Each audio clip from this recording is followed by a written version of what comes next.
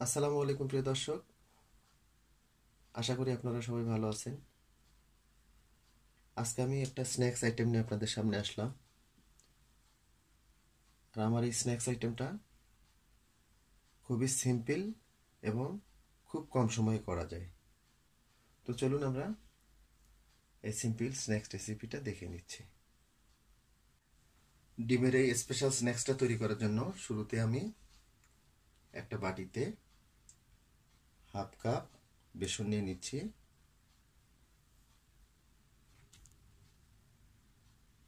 দিচ্ছি হাফ চা চামচ মতো লবণ, দিচ্ছি 1 পিঞ্চ পরিমাণ বেকিং সোডা, দিচ্ছি হাফ চা চামচ শুকনো মরিচের গুঁড়া, দিচ্ছি 1 পিঞ্চ পরিমাণ হলুদের গুঁড়া।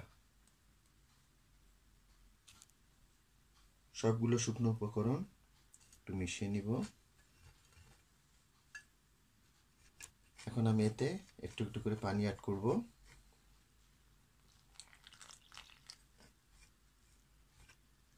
পানিটা একবারে দিতে যাবেন না, তা না হলে কিন্তু এটা পাতলা হয়ে যাওয়ার চান্স থাকে। তো পানিটা আমরা অল্প অল্প করে অ্যাড করব।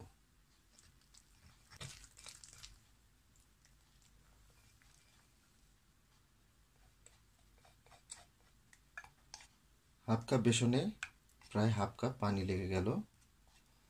আর এর থিকনেসটা দেখুন এরকম হবে।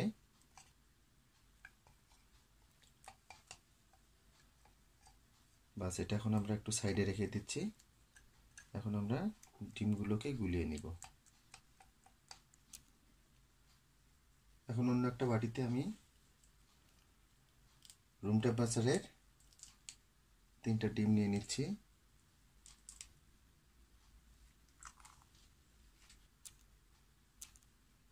তিনটা ডিম নিয়ে নিলাম। এখন আমি এখানে দিয়ে দিচ্ছি 1 পিঞ্চ পরিমাণ গোলমরিচের গুঁড়া, দিচ্ছি হাফ চা চামচ মতো লবণ। ডিমগুলোকে ভালোভাবে গুলিয়ে নিব।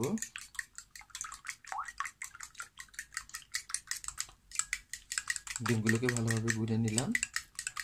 এখন আমরা চলে যাচ্ছি চুলায়। ডিমটাকে ভেজে নেওয়ার জন্য আমরা চুলায় চলে আসলাম। চুলায় আমি প্যানটাকে গরম করে নিয়েছি। সামান্য একটু তেল দিয়ে দিব।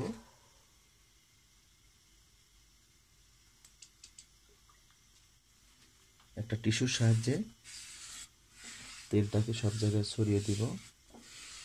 টিস্যু দিয়ে করতে বলছে এই জন্য, টিস্যু দিয়ে করলে অতিরিক্ত যে তেলটা থাকবে সেটাকে কিন্তু শুষে নেবে। আর চুলার তাপটাকে কিন্তু অবশ্যই এখানে একদম লোতে রাখতে হবে। এখন এরকম একটা চামচের সাহায্যে অল্প করে একটু ডিম নিয়ে এভাবে দিয়ে দিতে হবে।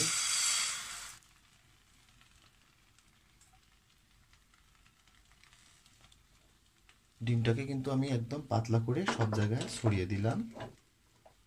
একটু হালকা ভাজা হওয়া পর্যন্ত আমাদের একটু ওয়েট করতে হবে, আনুমানিক 30 to 40 সেকেন্ড।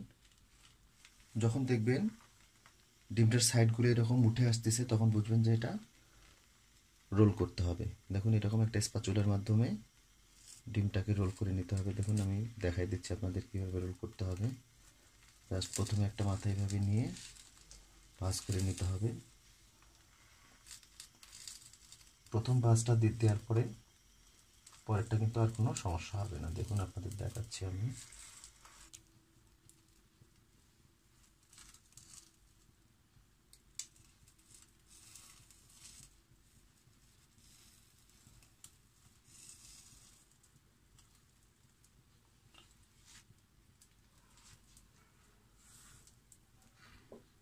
বাস, আমি ডিমটাকে রোল করে নিলাম। এখন এটাকে উঠিয়ে নিচ্ছি। একইভাবে সবগুলো ডিমের রোল করে আমরা ফিরছি। আমাদের টোটাল 4টে রোল হলো। এখন রোলগুলোকে আমি একটু কেটে নিব। প্রথমে সাইডটা একটু কেটে দিচ্ছি।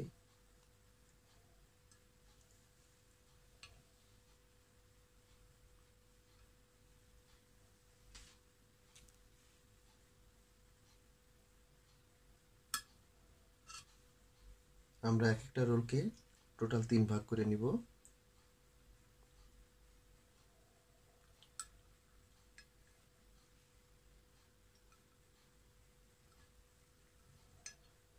দেখুন এইভাবে আমরা 3টা করে ভাগ করে নিলাম। তো একইভাবে সবগুলোকে 3 ভাগ করে নিচ্ছি আমরা। প্রত্যেকটা রোলকে আমি 3 ভাগ করে নিলাম। এখন আমরা আবার চলে যাচ্ছি। এখন রোলগুলোকে তেলে ভেজে নেওয়ার জন্য আমি পর্যাপ্ত তেল দিয়ে একটি প্যানে তেলগুলোকে গরম করে নিয়েছি। ডিমের রোলগুলো কিন্তু কত সুন্দর দেখুন, একদম গোল করে রোল করে নিয়েছি। তো এখন আমরা একটা একটা করে বেসনে ডুবাবো। শুরুতে আমরা যে বেসনটা গুলিয়ে নিয়েছিলাম এখন আমরা এটাতে ডুবিয়ে দিব।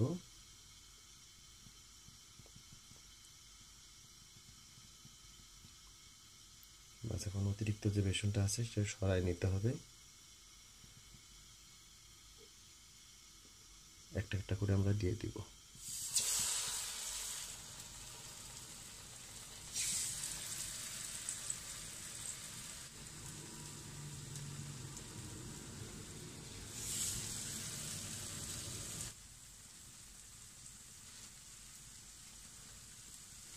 চুলার তাপটাকে কিন্তু অবশ্যই মিডিয়াম লোতে রাখতে হবে, তা নাহলে কিন্তু পুড়ে যাবে।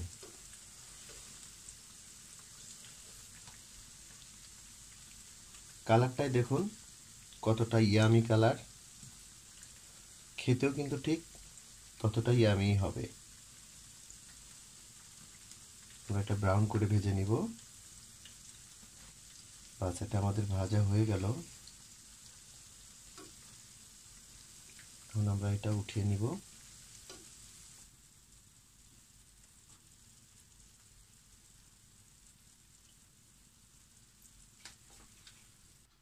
হয়ে গেল আমাদের ঝটপট ডিমের স্পেশাল স্ন্যাক্স। আপনারা নিজেরাই দেখলেন শুরু থেকে শেষ পর্যন্ত কতটা সহজভাবে এবং কতটা কম সময়ে আমি এই সিম্পল স্ন্যাক্সটা তৈরি করলাম। এটা কিন্তু খেতে খুবই মজা। বিকেলের নাস্তায়, চায়ের সাথে কিংবা খালি মুখেই খুবই টেস্টফুল কিন্তু এই স্ন্যাক্সটা। আমি একটু দেখাই আপনাদের, দেখুন কতটা চমৎকার হয়েছে। আমি একটু কেটেও দেখাই আপনাদের যেটা কতটা সুন্দর হয়েছে। সাউন্ড শুনে নিশ্চয়ই বুঝতেছেন উপরটা কিন্তু সেই একটা ক্রিস্পি। দেখুন এর লুকটা দেখেই বুঝতেন যেটা কতটা টেস্টফুল হবে। তো যাই হোক প্রিয় দর্শক, আশা করব আমার এই সিম্পল স্ন্যাক্স রেসিপিটা আপনাদের একটু হলেও ভালো লাগবে। আর ভালো লাগলে রিকোয়েস্ট করব আমার চ্যানেলটাকে সাবস্ক্রাইব করার জন্য, সেই সাথে লাইক, শেয়ার এবং কমেন্ট করার জন্য।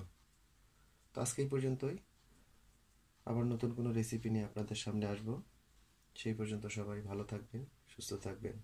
আল্লাহ হাফেজ।